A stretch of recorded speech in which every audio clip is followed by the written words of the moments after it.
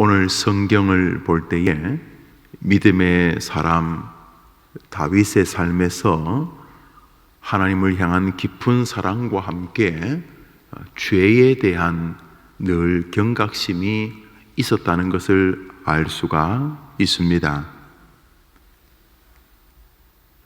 주의 종이 이것으로 경고를 받아 이것을 지킴으로 상이 크니이다 하는 이것은 하나님의 말씀에 관한 것입니다. 꿀송이처럼 단 하나님의 말씀에 끊임없이 자기를 견주어 보아서 말씀이 요청하시거나 말씀이 경고하시는 일에 귀를 기울였다. 이 안에는 특별히 죄에 대해서 늘 깨어 있었다 하는 마음이 담겨져 있습니다. 자기 허물을 능히 깨달을 자 누구리요? 나를 숨은 허물에서 벗어나게 하소서. 숨은 허물에서 벗어나게 해달라는 것은 자신의 밖으로 드러난 죄뿐 아니라 다른 사람들에게는 감추어져 있는 자기 안에 숨겨진 죄, 자신 안에 숨겨진 허물을 하나님 앞에 용서함을 간구하고 밖으로 드러난 죄만큼이나 자기 안에 있는 내면의 죄를 하나님 앞에 늘 깨어서 용서를 구하는 삶이었다는 것을 알 수가 있습니다. 이 사람이 죄가 없는 사람이거나 죄를 짓지 않는 사람이 아니라 죄에 늘 예민한 사람이었다는 것입니다. 우리는 다윗이 얼마나 큰 은혜를 하나님으로부터 얻게 되었는지를 압니다.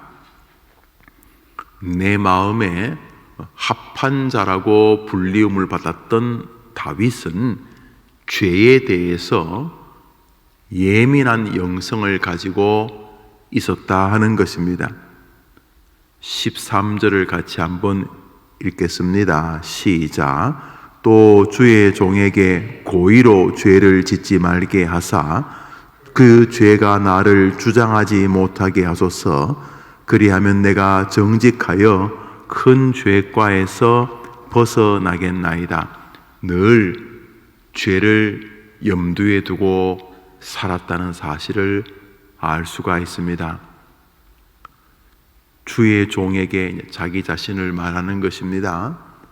고의로 죄를 짓지 않게 하시고 또 그 죄가 자기를 주장하지 않게 하소서. 사람이 죄를 지으면 그것에 늘 부담을 가지고 또 그것을 변호하거나 감추려고 노력하게 되니 죄가 계속 마음을 또 정신을 또 사로잡게 되는 것이죠. 놀랍게도 다윗은 죄에 대한 뚜렷한 예민함을 가지고 있었습니다. 여러분, 우리는 다윗의 시편 가운데 구원의 감격을 노래하는 많은 시를 알고 있습니다. 그의 구원의 기쁨, 그가 얻은 은혜를 찬양하고 찬미하는 그리스도 백성들이 누리는 평강이 또한 다윗의 정신 아니었습니까? 가장 대표적인 다윗의 시편 23편은 어떻게 시작합니까? 여호와는 나의 목자시니 내게 부족함이 없으리로다. 내가 사망의 음침한 골짜기를 다닐지라도 해를 두려워하지 않는 것은 주의 지팡이와 막대기가 나를 안위하시나이다. 하나님의 구원의 평강을 누리는 그가 죄에 대해서 예민했다는 사실을 우리는 기억해야 합니다. 이 시대에 예수님을 믿어 구원의 기쁨을 노래하는 백성들의 가운데에서는 죄에 대해서는 도무지 알 수 없는 자유를 가진 이들이 적지 않습니다. 우리가 이 땅에서 죄를 짓지 않고 산다는 것은 불가능합니다. 성실해야 할 때, 성실하지 않는 게으름, 아유 이거 뭐 내일 하지 뭐, 이런 미루는 게으름도 극악무도한 하나님 앞에서의 죄이고, 불성실함, 나태함, 지나치게 자신이 좋아하는 일에만 몰두하는 집착 역시 죄이지요. 시기, 미워함, 교만함, 만큼이나 스스로 비참해함, 열등감을 가짐, 하나님이 만드신 하나님의 창조의 세계를 다른 사람과 견주면서 비하 내지는 교만하는 모든 일들이 다 죄지요. 부모님을 대할 때에 최선을 다하지 않는 효도의 부족함도 여전히 죄이고요. 이 땅에서 우리가 안으로 밖으로 짓는 죄는 늘 우리 곁에 있습니다. 예수님 믿으면 죄를 짓지 않는 것이 아니라 예수님을 믿으면 죄에 대하여서 예민해지는 것이죠. 죄는 우리의 기도 생활을 방해합니다. 너희 마음에 죄악을 품으면 주께서 듣지 아니하시리라. 기도하면 죄가 걸림돌이 되고, 말씀을 들을 때에 죄가 걸림돌이 되고, 하나님의 거룩한 은혜를 받을 때에 죄가 걸림돌이 되어 나 여호와의 손이 짧아서 너희들에게 은혜를 베푸지 못하는 것이 아니라 너희와 나 사이에 죄가 가로막았다고 주님이 말씀하셨듯이, 그리스도의 은혜를 아는 사람들은 죄의 잠함도 늘 인지하는 것이죠. 우리는 다윗에게서 그 거룩한 이중적 삶을 봅니다. 은혜의 감격에 높이만큼이나 죄에 예민한 깊이 말입니다. 오늘자 날주 레위기 16장입니다. 오늘자 날주 레위기 16장입니다.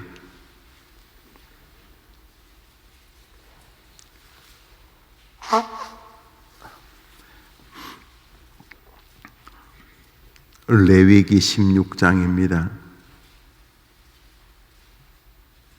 1절과 2절을 같이 읽겠습니다.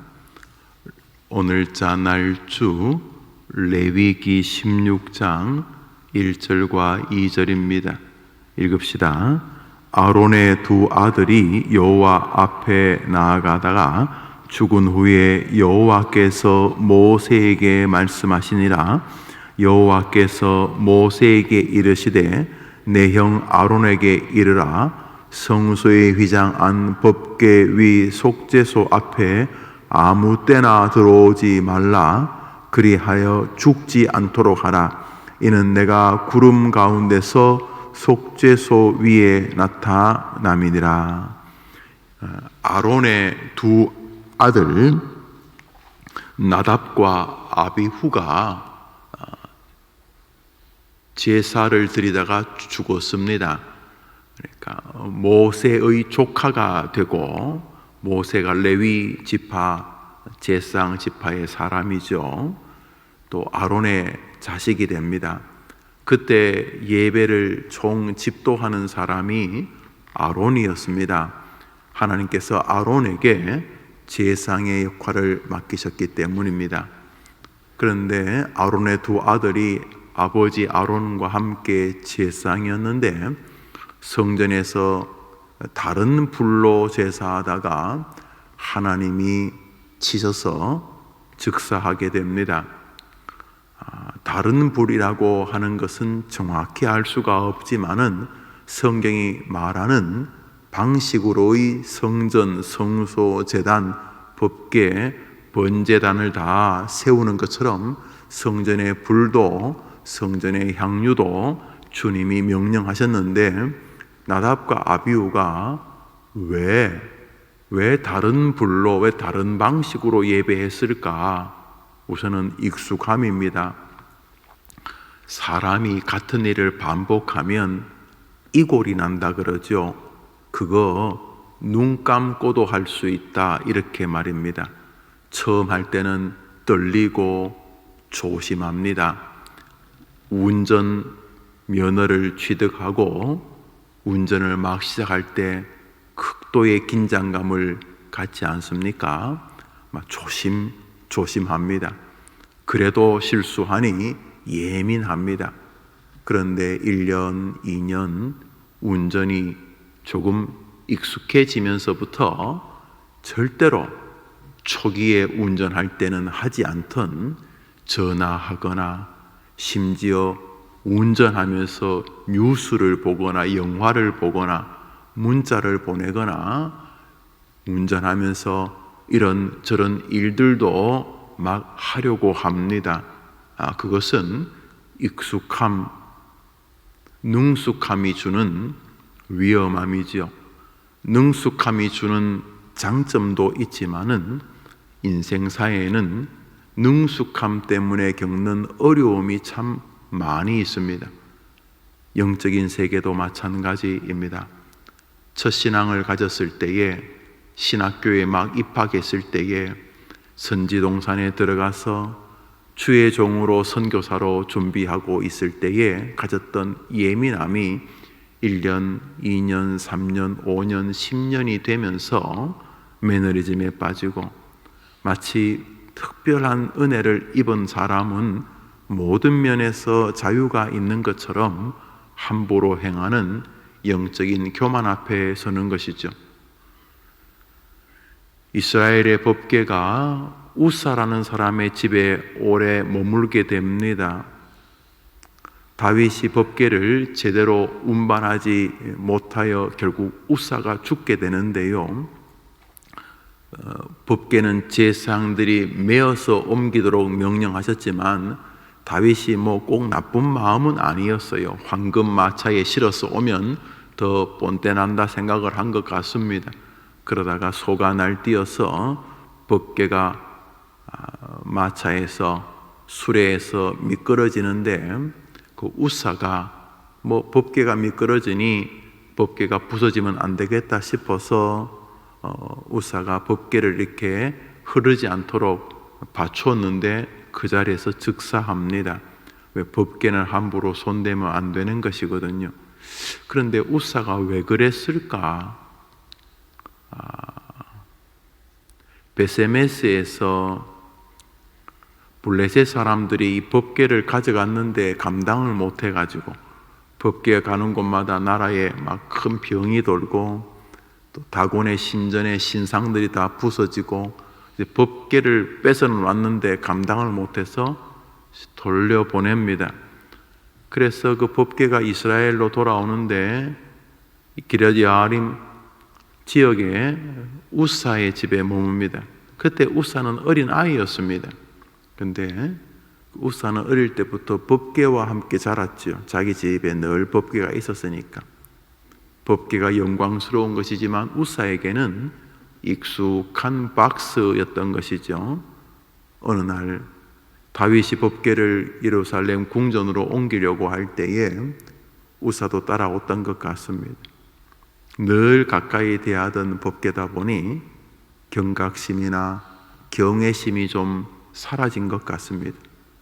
늘 자기 집 마당에 있었기 때문에. 그러나 법궤가 드디어 여호와의 영광을 드러내며 예루살렘 궁궐로 갈 때에 법궤에 손을 댄 우사는 그 자리에서 즉사하게 됩니다. 그래서 다시 법궤가 오베데돔의 집에 머물게 되는 일로 이어지지 않습니까? 능숙함은 장점입니다. 프로페셔널, 아마추어보다 말입니다. 그렇지만 영적 세계에는 프로페셔널이 대부분 다 위험합니다. 만일 목회자들이, 선교사들이 늘 처음 시집 올 때 가졌던 새댁의 마음처럼 예수님 처음 믿을 때의 첫사랑 그대로 떨림과 겸비함으로 믿음의 길을 걸어갈 수만 있다면 그 개인이나 그 가정이나 그 교회는 너무도 영광스러운 교회가 되어질 수 있을 것입니다. 그러나 이골이 나면서부터 적지 않은 문제를 발생하게 되는 것입니다. 나답과 아비후는 제상이어서 제사를 드리는 사람들이었습니다. 특별히 그의 삼촌은 이스라엘의 지도자 모세였고 자신들의 아버지는 초대 대제사장 아론이었습니다. 어느덧 예배가 매너리즘에 빠진 것입니다. 하나님이 말씀하시지 않는 방식으로 설교하거나 설교 준비합니다. 하나님이 명하지 않은 방식으로 인간적 권모술수가 예배와 믿음에 더해졌습니다.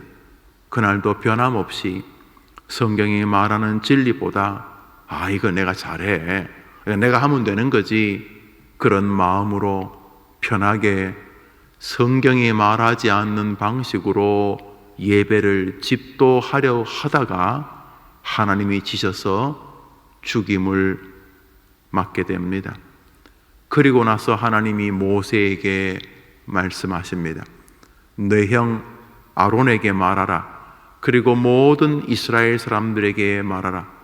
하나님의 거룩한 법궤 앞으로 나올 때에, 거룩한 하나님의 임재가 있는 성막으로 나올 때에 너희 마음대로 함부로 네 생각대로 네 기분대로 나오지 말라.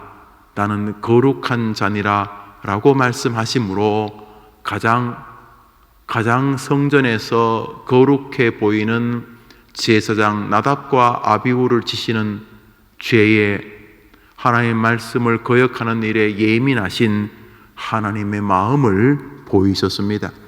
나답과 아비후의 죽음은 향후 이스라엘 사람들이 예배를 드릴 때에 두렵고 떨게 했습니다.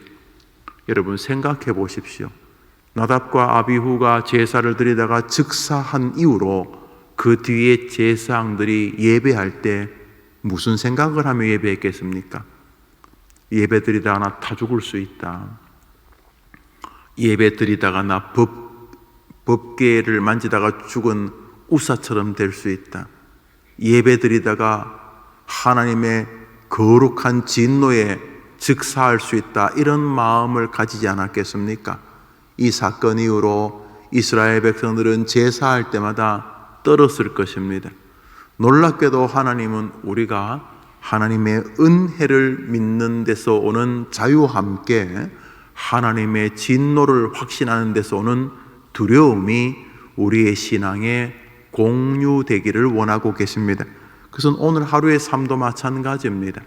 예수님으로 인한 은혜에 의해서 감격, 동시에 예수님을 죽일 만큼 죄에 예민하신 하나님의 죄에 대한 진노를 인식하는 두려움이 성도들을 교차하며 붙잡아야 하는 것입니다.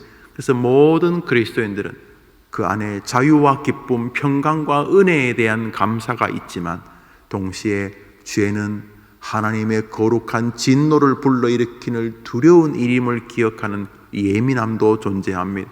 그래서 그리스도인들은 말할 때, 우리 제일 쉬운 게 말하는 것처럼 보이잖아요. 말할 때 그리스도의 은혜가 주는 평강, 소망, 감사가 그 말에 흐르고 있습니다. 그렇지만 자세히 들어보면 그리스도인들의 말 안에는 그 말의 실수와 말로 인하여 하나님을 서운하게 하고 내 자신의 영혼을 좀먹고 다른 사람과 하나님과의 관계에 치명적인 해악을 끼칠 수 있는 죄가 있을 수 있다는 조심함도 있습니다. 그래서 그가 건강한 기독교인이라면 말 안에는 자유와 평강과 은혜와 소망도 있지만 말 안에는 예민함과 하나님의 질책과 하나님의 진노의 결과의 두려움에 대한 예민함도 있습니다. 그래서 말 안에는 거룩한 균형이 존재합니다. 평강과 두려움, 이 아름다운 교차가 믿음 안에 있습니다. 반대로 말을 하는데 자유만이 존재합니다. 정체불명의 자유는 하나님에게 함부로 하게 하거나 자기 자신을 심지어 교만하게 높이거나 어디까지? 하나님 수준까지.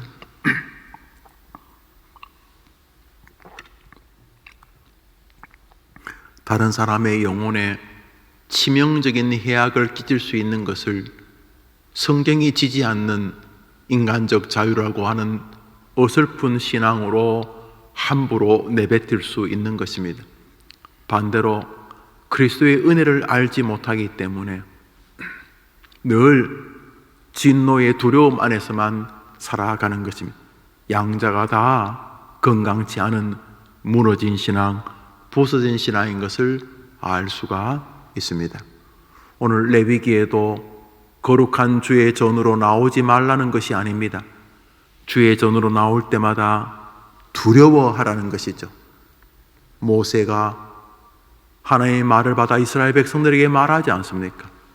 주의 거룩한 속죄소 앞으로, 법궤 앞으로, 성전 앞으로, 주의 임재 앞으로 나올 때에 그 자체가 감격이지만 주님의 임재 앞으로 온다는 것이, 예배 앞으로 온다는 것이 참 감격이지만, 이런 새벽에 나와 예배하러 난 이것도 너무 감격이지만 올 때 함부로 터덜터덜 식당 가듯이, 앞에 있는 가게 편의점 가듯이 그래 오면 안 되고 하나님의 거룩한 임재 앞에 오는 것을 기억하고 주의하여 나오느라, 이렇게 말씀하시는 것입니다. 왜요? 하나님은 거룩하고 우리는 죄인이기 때문입니다. 마지막으로 오늘자 날주 디모데전서 1장을 같이 보겠습니다. 오늘자 날주 디모데전서 1장입니다.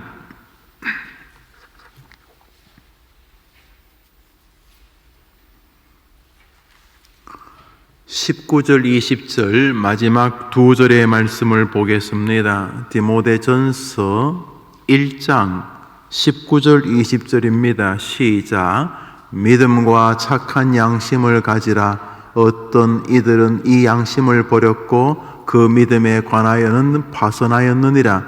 그 가운데 후메네오와 알렉산더가 있으니 내가 사탄에게 내준 것은 그들로 훈계를 받아 신성을 모독하지 못하게 하려 함이라.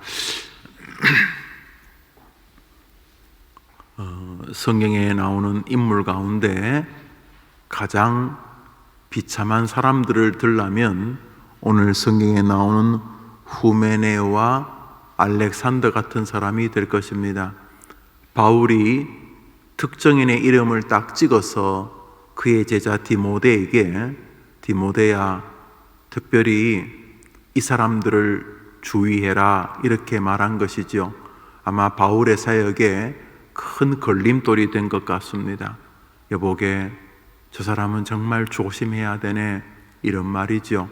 그리고 그 앞구절에 디모데에게 믿음과 착한 양심을 가지라.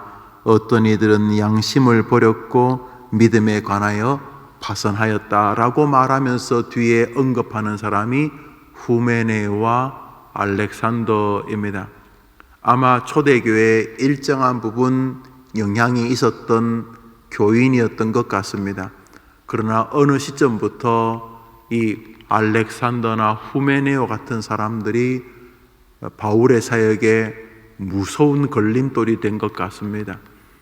예수를 믿지 않는 사람보다 더 심각한 사람, 그래서 이들을 사탄에게 내어주었다, 이렇게 말하는 것을 볼 때 이들은 구원 백성이 아니다 라고까지 볼 수 있습니다. 다양한 해석이 시도되는 본문이지만 경고를 받는다는 측면에서 후메네오와 알렉산더는 참 불행한 인물들이 아닐 수가 없습니다. 그런데 이 이신칭이 예수 믿으면 구원 백성이다, 하나님이 건진 자는 영원히 건진다고 하는 교리를 분명히 알려주는 바울이지만, 우리는 우리 모습 속에서 후메네와 알렉산더가 늘 있을 가능성을 기억해야 하는 것입니다. 특별히 믿음과 착한 양심을 버렸다는 말을 기억해야 합니다. 오늘 이 본문은 우리 모두에게 주시는 경고입니다. 믿음의 길을 걷는 동안 어느 순간 알렉산더와 후메네오는 바울의 동력자가 아니라 바울에게 큰 신앙적, 선교적, 신학적 걸림돌이 되는 인물이 되어버렸고, 그가 그의 아들 디모데에게 권면하면서 저 사람들은 피해야 된다, 저 사람들하고 얽힐 이어서는 안 된다고 말하는 끔찍한 인물들이 되고 말았습니다. 우리는 우리 안에서 후메네오와 알렉산더가 없는지를 보아야 합니다. 나는 구원받았으니 아무 말이나 해도 되고, 아무 생각이나 해야 되고 해도 되고, 아무 행동이나 해도 된다고 하는 정체불명의 자유가 있는 것은 아닙니까? 오늘 신구약 성경은 모두 다 우리에게 하나님의 거룩한 은혜의 세계로 나아오되 우리 안에 있을 죄와 교만, 믿음의 파선에 대하여 깨어 있어 내 안쪽 구석에 감추어진 후메네오와 숨겨진 알렉산더가 없는지를 보아야 하는 것입니다. 우리는 우리의 연약함과 죄에 예민할 때마다 회개하게 될 뿐만 아니라 놀라운 은혜를 경험하게 됩니다. 왠 줄 아십니까? 우리가 우리의 약함을 깨달을 때마다 정말 내가 몹쓸 인간이구나. 교인들이 나를 집사님, 장로님, 권사님, 목사님 그렇게 세워주는, 그래서 믿음 좋다고 나를 이 자리까지 인정해 주었는데 장로인 내가 이 꼴이 뭐란 말인가? 목사인 내가 이 꼴이 뭐란 말인가? 몇 대째 예수 믿는 내가 겨우 이 모양 이 꼴이란 말인가? 우리는 정직하게 믿음의 길을 걸으면 정직하게 자신의 자리를 알게 됩니다. 연약함, 여전히 안과 밖에 깊은 온도차가 있는 순전치 못함, 밖으로 남들에게 보이는 나와 하나님이 불꽃 같은 눈으로 꿰뚫어 보고 계시는 진짜 나 사이의 괴리감들. 그래서 그리스도인들은 하나님 앞에 깨어 회개하게 되는 것이죠. 동시에 이렇게 자기를 늘 주목할 때마다 우리는 놀라운 은혜를 체험하게 됩니다. 그것은 다름 아닌 예수의 피를 다시 만지게 되는 것입니다. 우리는 우리의 권모와 술수를 볼 때마다, 안과 밖의 차이점을 만날 때마다 아이고야, 어째 너는 이러냐? 너는 어째 아직도 이러냐? 모든 사람들이 목사님, 집사님, 장로님 그러고 있는데 너는 어째 아직도 저러냐? 저 불신자, 초신자보다 너 뭐 더 나은 게 있냐? 이 나쁜 녀석아. 이러는 동안 우리는 놀라운 은혜, 그렇구나. 이래서 예수님이 이 땅에 오신 것이구나. 내가 예수를 믿은 지 70년, 80년이 됐는데도 아직도 이 모양, 이 꼴인 것을 볼 때에 예수님 밖에는 길이 없었구나. 오 하나님, 나 같은 죄인 살리신 예수님 보내주셔서 감사합니다. 우리는 우리의 죄에 예민할 때마다 나 괜찮은 사람이야, 나는 다른 사람보다 이렇게 죄에 대해서 늘 스스로 돌아보는 사람이야가 아니라 우리는 거룩한 은혜를 기억하듯 자신의 죄에 대해서 또 주의하고 돌아보다가 내리는 결론, 안 되는구나. 신학교를 100번, 1000번 졸업한다고 되는 게 아니구나. 은혜밖에 없구나. 예수님밖에 없구나. 그래서 하나님이 그 아들 예수님을 이 땅에 보내신 것이구나. 오 예수여, 나를 구원하기 위하여 이 땅에 오신 나의 하나님이여, 죄송합니다, 감사합니다 라고 그 죄에 대한 진지한 인지는 또다시 놀라우신 은혜 그리스도에게로 마음의 손을 뻗게 하는 것입니다. 할렐루야. 이것이 성도의 하루살이인 것입니다. 은혜에 대한 감사, 은혜가 주는 위로, 은혜 안에 소망, 아름다운 믿음의 발걸음이 있습니다. 동시에 여전히 내 안에 있는 죄에 대한 예민함, 내 말 안에 진짜와 가식이 공존하고 있음에 대한 예민함, 하나님을 사랑하듯 또 다른 사람을 사랑하라고 명하신 주님의 거룩한 명령에 불순종함, 너는 마음을 다하고 뜻을 다하고 힘을 다하여 주 너의 하나님을 사랑하라고, 내 이웃을 사랑하라고, 그것이 복음 전파라고 하셨지만 이런저런 이유로 전도하기를 게을러하는 내 마음, 믿음의 길을 걷는 동안 자신의 약함에 늘 깨어 있을 때에 하나님은 오늘도 여러분에게 주시는 은혜로 임재해 주실 줄 믿으시기를 바랍니다. 오늘 하루 자유함과 죄에 대한 예민함이 여러분 곁에 늘 공존하고, 그리스도 안에서의 자유함과 그리스도 안에 있기 때문에 죄의 예민함이 여러분의 생각이나 여러분의 언어와 행위에 종일 배어 있어서 여러분 곁에서 여러분과 함께 하시는 성령님이 여러분의 거룩한 자유함과 거룩한 죄의 두려움이 공존하는 모습 보며 은혜를 베푸시는 여러분의 하루가 되기를 주의 이름으로 축복합니다. 오늘 노회가 있으니 좋은 노회, 그저 성노회라 그러죠. 우리 모두 다 노회의 지도를 받고 있는데 노회가 은혜롭게 잘 마쳐지도록 기도해 주시기를 바랍니다. 우리 주님 가르친 기도로 예배를 마치고 우리 자유롭게 기도하며 하루를 출발합니다. 하늘에 계신 우리 아버지여, 이름이 거룩히 여김을 받으시오며 나라의 마옵시며 뜻이 하늘에서 이룬 것 같이 땅에서도 이루어지이다. 오늘날 우리에게 일용할 양식을 주옵시고 우리가 우리에게 죄 지은 자를 사하여 준 것 같이 우리 죄를 사하여 주옵시고 우리를 시험에 들게 하지 마옵시고 다만 하게 구하옵소서. 대개 나라 권세와 영광이 아버지께 영원히 있사옵나이다. 아멘. 기도합시다.